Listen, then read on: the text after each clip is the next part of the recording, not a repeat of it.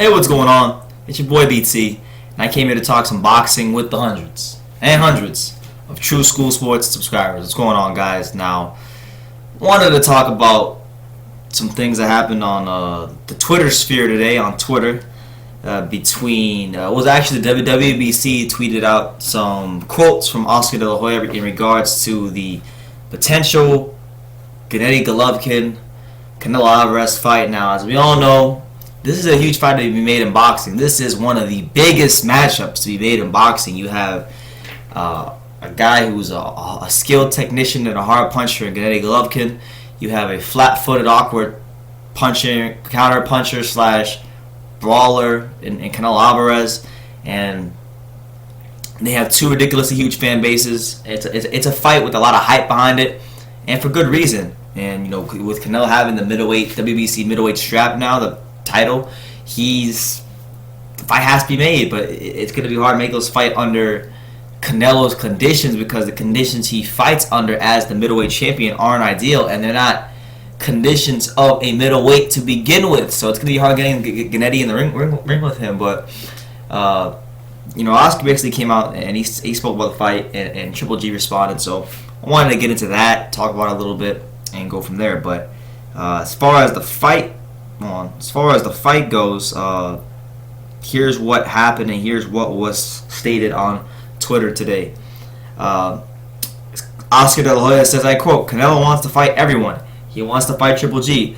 That fight will be seen by everybody, and it will happen." So he says that, and then Gennady Golovkin responds by saying, "Then let's do this, Canelo. Why wait?" So, you know, there you go. He's saying, why wait? If you really want that fight, why you gotta wait? You know, which waiting for? Christmas? You waiting for freaking hell to freeze over before the fight happens? Like, Gennady wants this fight, and for good reason. He's on the older side. He's the guy that needs the fight more at this moment because he's currently in his prime. We don't know how much time Gennady really has left.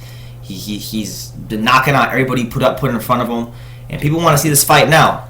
All right, and you know, when you have Oscar De La Hoya doing his interviews on the fight game, and you have him saying things like, you know, we have the guy here at Golden Boy Promotions. We have the one, okay? And as far as Gennady Golovkin and Triple G, we're gonna let this fight. Wait for it. I'm telling you right now.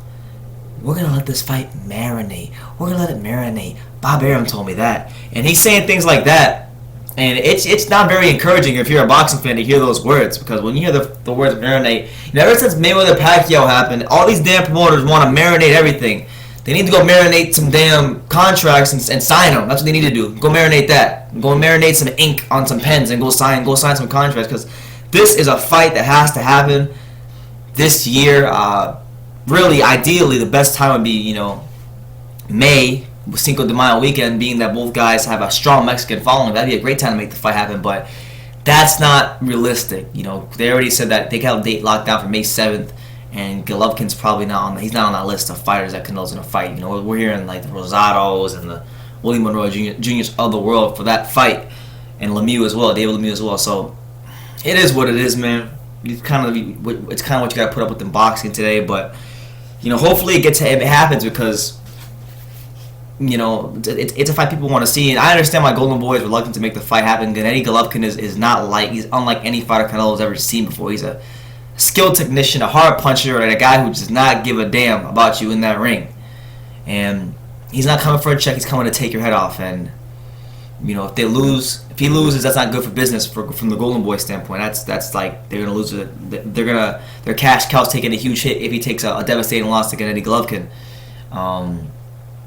And on top of that, you know, we've heard people. There's a certain contingent of people in the boxing world who believe that Golovkin will not just ice Canelo, he'll retire him. Nacho Bernstein, Hall of Fame Mexican trainer, shout out to him. He said that he thinks Golovkin will retire Canelo. That'd be terrible. That'd be the worst thing for business. Golden Boy might fold without Canelo.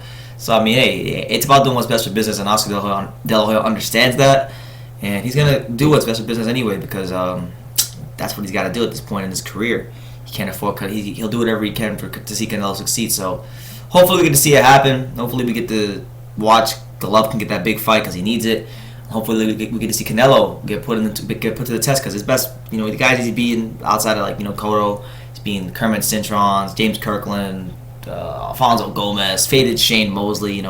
He has to prove himself. But a win against Golovkin will be huge for him. Some people don't view the Cotto win as a big win. I view it as a big win. I give him full credit for it, but some people don't really see that win as that big of a deal. So we'll see what happens, man. I'm rooting for that fight to happen. I hope it does happen. Hopefully in the first 9 months of 2016. So that's my hope. Let me know what you guys think about this fight. De La Hoya's comments, Golovkin's response. Who's at fault here? Who do you think win the fight and how? And do you think the fight will happen in 2016? Leave your comments down below. Take the time to subscribe, and you can love me or you can hate me. But I'm just a kid from Dania. So until next time, take care, guys.